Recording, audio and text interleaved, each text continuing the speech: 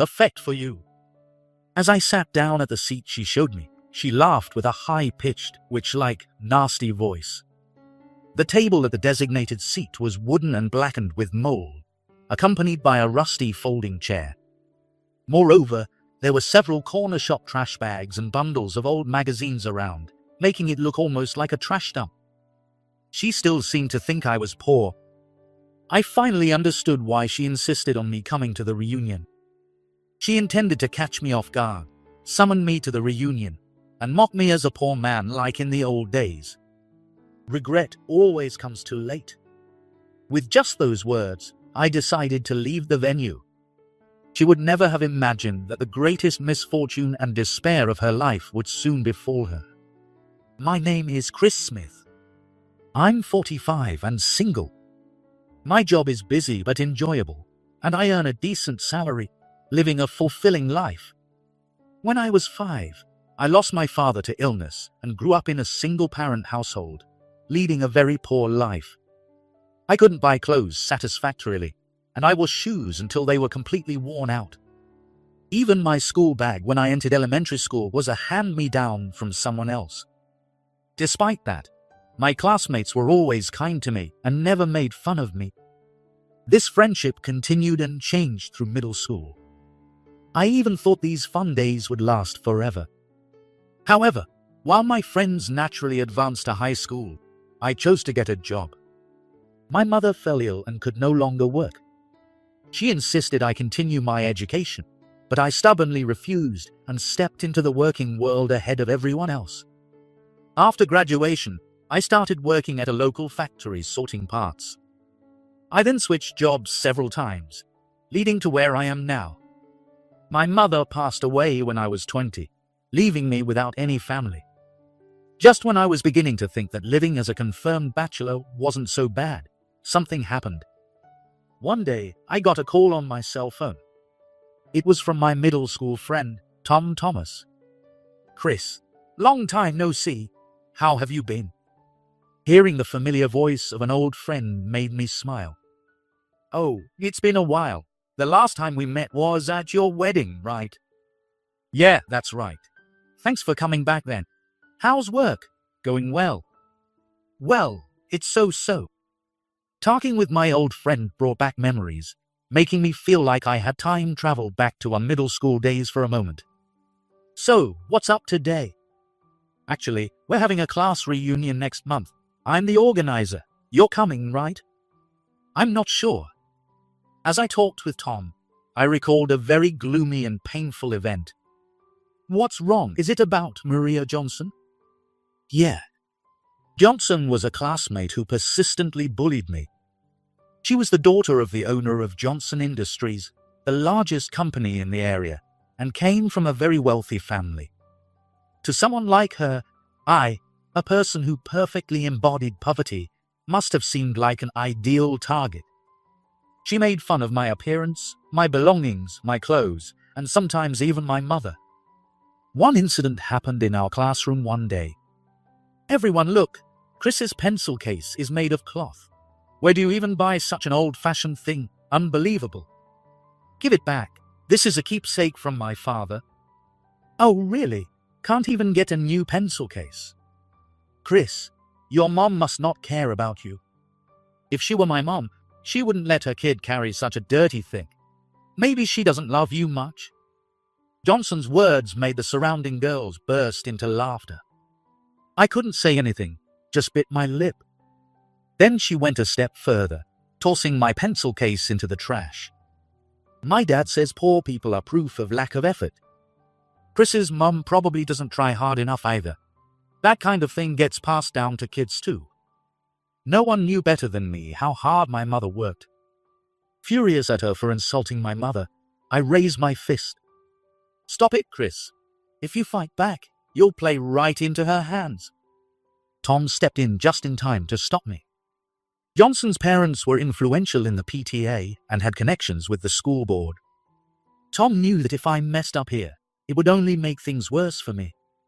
Frustrated, I had no choice but to lower my fist and put it back in my pocket. Seeing that I wouldn't retaliate, she only became more arrogant, and I remained her target until graduation. Fortunately, besides Johnson and her clique, everyone else treated me normally as a friend, which was my only solace. Bad memories rushed through my mind, and a silence fell between Tom and me for a while. I heard a rumor that Johnson went abroad for studies a little while ago, so she probably won't attend. I can't be sure without confirming, but just come. You want to see everyone, right? Tom's words made my chest tighten. As much as I looked forward to seeing old friends, I honestly didn't want to face someone with whom I had unresolved issues. Sorry, but I need a little more time to think about it. Got it. I won't push you, but I hope you give a positive answer. Thanks for inviting me, Tom. I thanked him and hung up the phone. My desire to see old friends and my reluctance to face Johnson were at odds, making it hard to decide. One day, while returning from an outing, I decided to take a break at a cafe along the street, drenched in sweat from walking in the 86-degree heat. I sat down and ordered an iced coffee. As I waited, someone sitting in front of me spoke up. Chris. It was none other than Maria Johnson, someone I could never forget. I froze for a moment and quickly looked away from her. Memories of her various torments flooded my mind, bringing up indescribable feelings. Oh, long time no see. What a coincidence. I managed to force out the words, and Johnson suddenly greeted to me. I'm really sorry for what I did back then. I truly regret it. I was taken aback by her sudden apology. I never expected to be apologized to after 30 years, especially in a place like this. I did terrible things to you. I've always wanted to apologize but didn't have the courage. I heard there's a reunion coming up. I was worried that you might not attend because of me. Tears welled up in Johnson's eyes. She genuinely seemed to feel remorseful. I was studying abroad in America until recently. I did volunteer work there and had many experiences. It made me think of you. Me. Yes. I suddenly realized how wrong I was and felt ashamed. Even if you don't forgive me, I had to apologize, so I came back. I couldn't believe she came back just to apologize to me. With her going to such lengths, I couldn't stay angry. It's okay. It was 30 years ago. When I said that, Johnson's face lit up. Really, you'll forgive me? Yes, if you apologize sincerely, I won't hold a grudge. Thank goodness, Chris. You're so kind. How could I have been so horrible to someone like you? As Johnson spoke, she used exaggerated gestures, like a stage actress, which made me smile a little. It's really a coincidence, isn't it, Chris? Do you live around here? No, I just stopped by for work.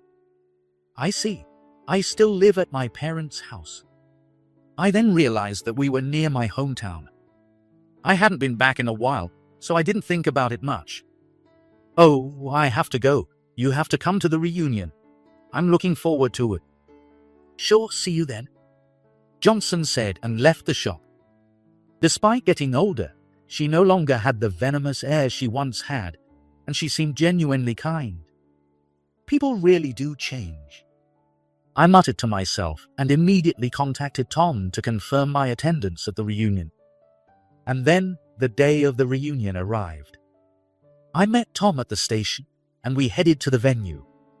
Shouldn't you get there early since you're the organizer? It's fine. I asked the others to handle the preparations because I wanted to talk to you. Tom and I walked, reminiscing about various memories.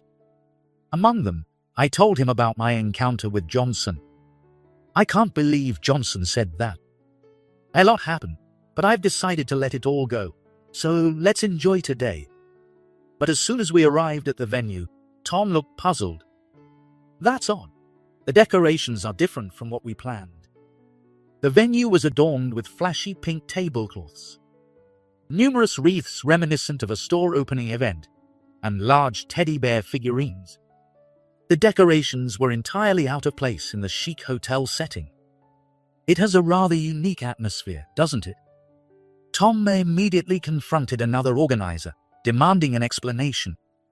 Then, one of the organizers, Richard Miller, spoke up. Actually, Johnson suddenly insisted on doing the decorations as an organizer. She said she'd pay for everything, so we let her handle it. I never expected it to turn out like this, but since she did it, we can't really complain. Richard, with a forced smile, tried his best to defend Johnson. I remembered that Johnson was the daughter of the president of Johnson Industries, the largest company in the area, and that Richard worked for a subcontractor of Johnson Industries. Feeling uneasy, I exchanged glances with Tom. Then, a loud voice came from the back of the venue. "Chris, I've been waiting for you. I reserved a special seat just for you. Come on over." Already having started drinking, Johnson appeared with a flushed face. Unlike the last time, she had a nasty look and the same mean eyes she had in middle school. A few classmates around her gave me awkward smiles. The seat was prepared in the farthest corner of the venue. "Come on, sit down without hesitation. It's fancier than the table at your poor house, isn't it?" Johnson laughed loudly, and a few people forced polite laughs to follow.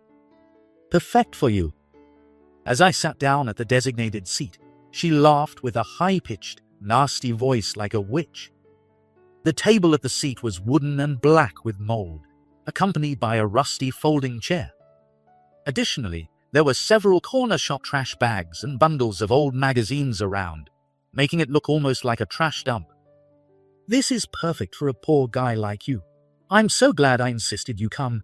Oh, this is hilarious." She still seemed to think I was poor. I finally understood why she insisted on me coming to the reunion. She wanted to catch me off guard, summon me to the reunion, and mock me as a poor man like in the old days. I held back the laughter welling up inside as I thought about how to surprise her. An idea came to mind. Regret always comes too late. With just those words, I decided to leave the venue. She had no idea that the greatest misfortune and despair of her life was about to come. I told the stunned Tom that I was leaving and headed for the exit. Tom was outraged by Johnson's actions and words, but as an organizer, he couldn't just walk out. "How did it come to this?" "I'm sorry, Chris. It's my fault for not being more thorough. Don't let her bother you. Let's enjoy ourselves. You came all this way." I appreciated Tom's words, but I couldn't stay. I was disgusted with myself for not doubting her apology from the start, and all I wanted was to leave. "It's not your fault. Don't worry about it. Still, Johnson Industries' influence is huge." From the reactions around her, I sensed that many of our classmates had stayed in town and were benefiting from Johnson Industries. Defying the president's daughter would threaten their livelihoods. No one could speak out against her due to this concern. That was the kind of influence the company had. As I was talking to Tom, Johnson raised her voice so I could hear. "Poor people are really pathetic. Don't you all agree?" I no longer recognized her voice as anything but noise and watched with cold eyes from a distance. Soon I'll bring her down from her pedestal. That thought raced through my mind. "Tom, sorry, but I just remembered I have work to do. See you later." "Working on a Sunday, that's tough. Take care on your way home." I parted ways with Tom and immediately took a taxi back to the office. The taxi fare was $100, but I didn't have the energy to take the train home. Alone in the empty office, I got to work. I had an important business meeting worth $10 million the next day, so I needed to prepare. As I reviewed the documents, I couldn't help but feel excited about tomorrow. The next day, I headed to the meeting. Usually, the sales rep would go, but I decided to handle it myself. I arrived at Johnson Industries, my destination. When I gave my name at the reception, I was greeted with a broad smile by the president, Daniel Johnson. "Well, President Chris, it's an honor to have you here for the meeting. I'd like to get straight to the point, so let's get started." Daniel looked puzzled by my curt response. He must have wondered why I was so cold, especially for a $10 million deal.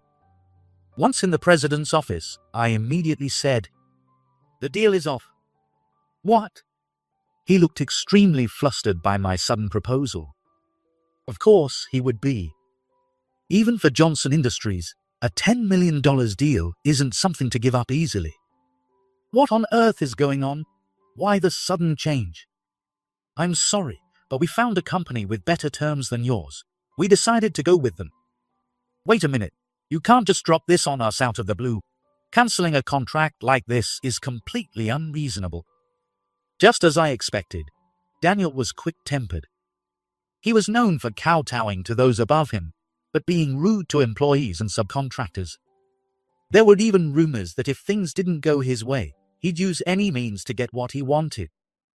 Your company is well rooted in this area. I'm sure the locals have benefited greatly. Of course, our annual revenue is $10 million, the highest in the region. However, our company aims to expand globally. Our policy is to increase dealings with more internationally minded companies rather than those limited to local business. Hearing this, something seemed to click for Daniel, and he suddenly said, "In that case, my daughter Maria is my secretary. She's very talented and has studied in America. It's the era of globalization, after all. Maria, come here." He called out towards the secretary's office next to the president's office. Soon, a tired-looking Johnson appeared. "Dad, what is it? I'm busy with my nails right now." "Come on, Maria, greet our guest. You're good at English, right? It's globalization time." "What's that? I only speak English. And what's globalization, a new artist?" Daniel's face turned pale at his daughter's response. Johnson was still looking at her nails and hadn't noticed me yet. "Maria, what are you saying? Why are you so flustered, Dad?" Ignoring her father's words, she finally noticed me and smirked. "Chris, what are you doing here? Are you here to ask my dad for a job because you're poor? We don't hire poor people, you know?" It seemed Johnson still hadn't realized her enormous misunderstanding. Daniel held his head in his hands. Ignoring this, I continued. "Thanks for yesterday. Today, I'm here to cancel our $10 million contract." "What? $10 million? What are you even doing here?" "I came here as a CO to inform you that we won't be signing the contract. Was that difficult to understand in English?" I said with a smile, and Johnson's face turned bright red. It seemed she understood that I was mocking her. "Dad, who is this guy? He's being so rude to me, the company secretary."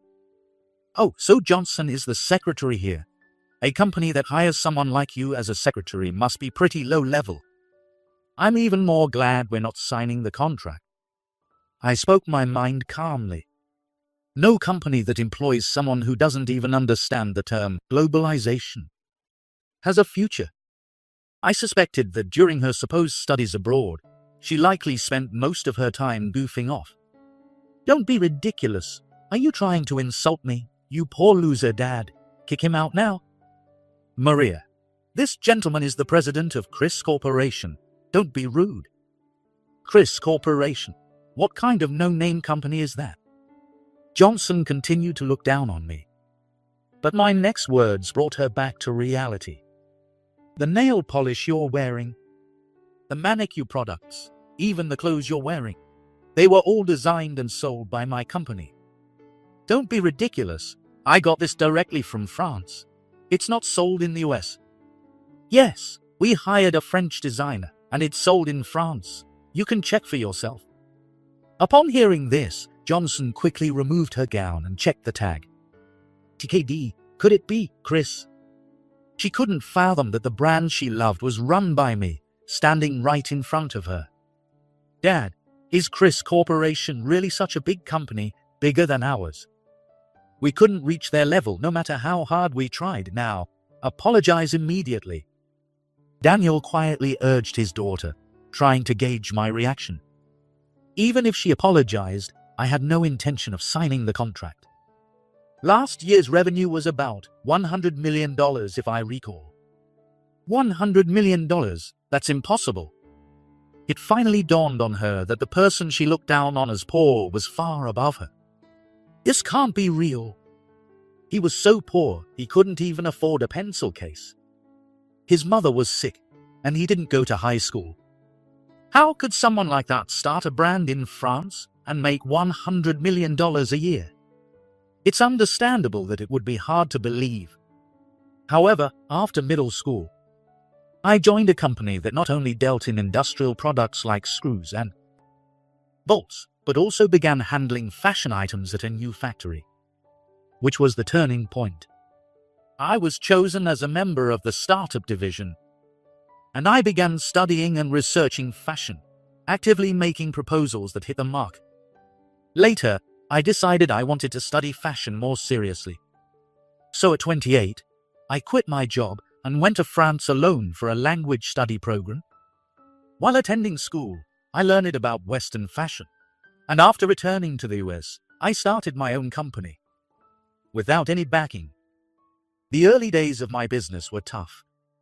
But by leveraging online sales and social media, I steadily gained customers, leading to my current success. The brand venture in France also succeeded thanks to the help of friends I made during my studies. In any case, please reconsider and sign the contract, I beg you. I decline now, if you'll excuse me. As I stood up to leave, Daniel clung to me, trying to stop me. Please wait, our company is on the edge. If you cancel the contract now, that's not my concern. I brushed Daniel off coldly, and Johnson sharply protested. How dare you? What are you doing to my dad? You're horrible. I return those words to you. You're the horrible one. Johnson was taken aback by my cold demeanor. Leaving the stunned father and daughter behind in the president's office, I left the company. A week later, I received a call on my personal phone from an unknown number. Hey, our company is about to go under. What did you do? The shrill voice belonged to Johnson. She must have forced one of our classmates to give her my number. I don't know what you're talking about. If anything, I should be asking you. Why do you think your company's downfall is my fault? Don't play dumb. You cancelled the $10 million contract, didn't you? It's obviously because of that. My dad has been running around trying to fix things ever since. It's our prerogative to either sign or cancel a contract. That's how business works. Johnson, unable to accept my explanation, continued to berate me. It's just $10 million. Just sign the contract. I'll apologize for what happened before, and we'll call it even, okay? I refuse.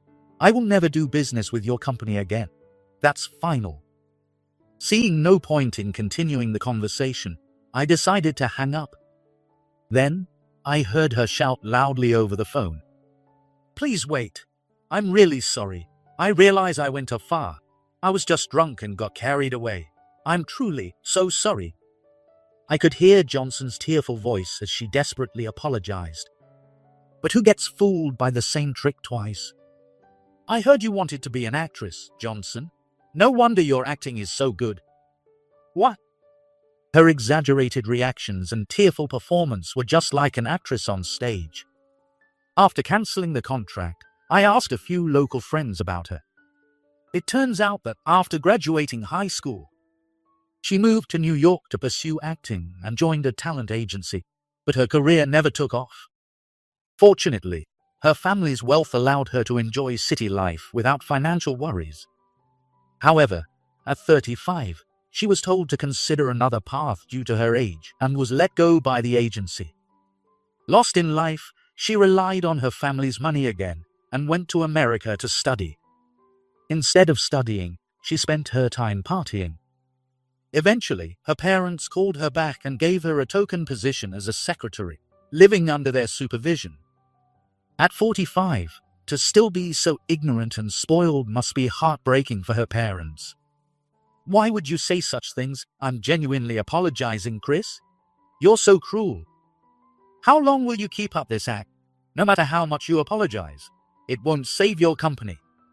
Maybe you should help your dad instead of wasting time like this? As I calmly responded, I could feel Johnson's frustration building. Don't get cocky just because you became a CEO.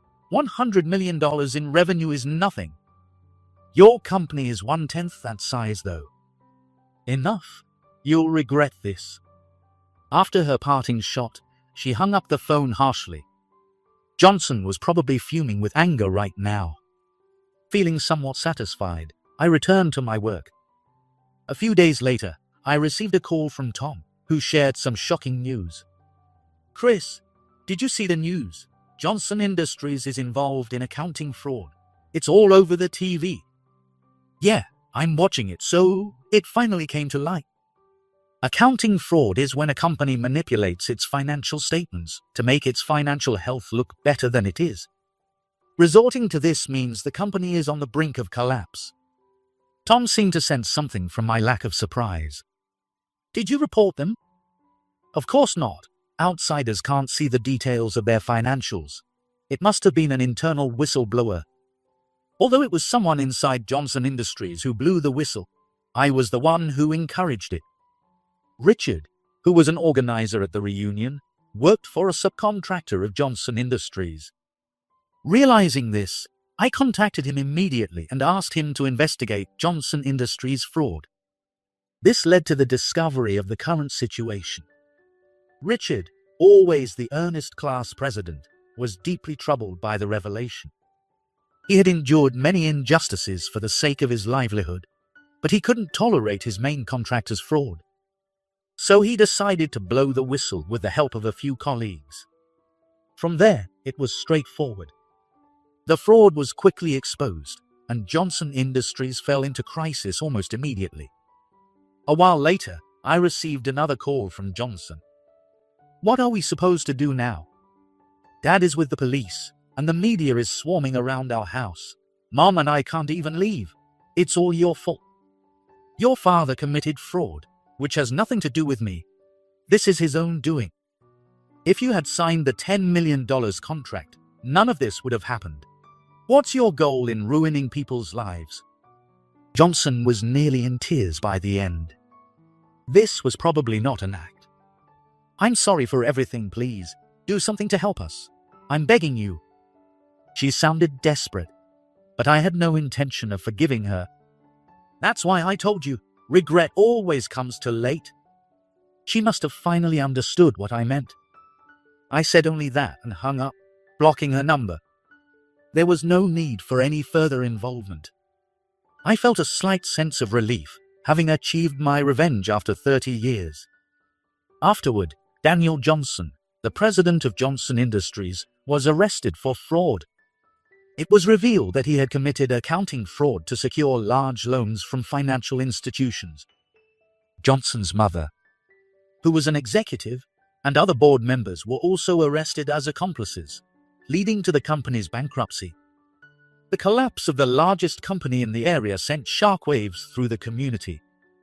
Johnson, who had always behaved arrogantly by leveraging her father's power, received no sympathy and became a pariah, with no one to protect her and unable to repay the massive debts and compensation claims from creditors even after selling the house and company land. She was left with nothing. How a 45-year-old woman with no skills or experience would repay such debt was anyone's guess. She received no help and was shunned by everyone. For someone who had once been on top, these must be unbearable days. Eventually, she moved from her grand mansion to a cheap apartment with a rent of $350. To make ends meet, she started working part-time at a supermarket 5 stations away from her hometown, preparing deli foods. She worked in the back to avoid being recognized as the daughter of Johnson Industries. However, having never held a real job before, she quickly stumbled in her relationships and quit within a month. Now, she barely scrapes by with day labor and night jobs. I wondered if I would have gone this far had her apology at the cafe been genuine. Then I realized that everything was a result of her own actions. I cancelled the contract based on a business decision, unrelated to her personally. And the company's fraud was its own downfall. This incident deeply ingrained in me the belief that one's actions always come back to them. I hope she's now reflecting and trying to live a proper life. As for me, I took advantage of Johnson Industries' bankruptcy by buying the land and setting up a branch office there. employing former Johnson Industries workers. I am now extremely busy with the construction of the new branch and the establishment of a new department. About a month later, Tom called me again. We're planning to redo the reunion. This time, you have to come, Chris. Then let me cover the expenses this time. I was thinking of having Richard handle the organizing. Is that okay? That's fine, but were you and Richard that close? Actually, after that, Richard started working under me as the head of the accounting department. I admired his courage in whistleblowing on his own company out of a sense of justice, and wanted him to work for my company. Chris? No, I mean President. Thank you so much for taking someone like me in. Let's not talk like strangers. I'm counting on you as the organizer. Let's make it the best reunion ever. I shook hands firmly with Richard and returned to work. Looking forward to the upcoming reunion, I felt even more motivated in my work.